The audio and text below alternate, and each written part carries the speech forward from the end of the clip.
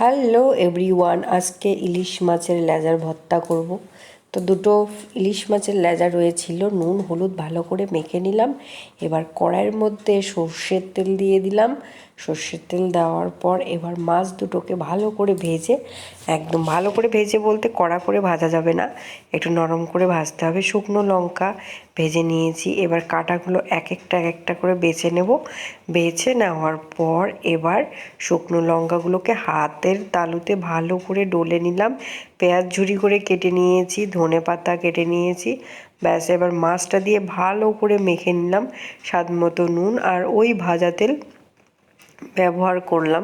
আপনারা পারলে ফ্রেশ তেলও দিতে পারেন। তো ইলিশ মাছের গন্ধ আছে বলে আমি এই তেলটা ব্যবহার করেছি।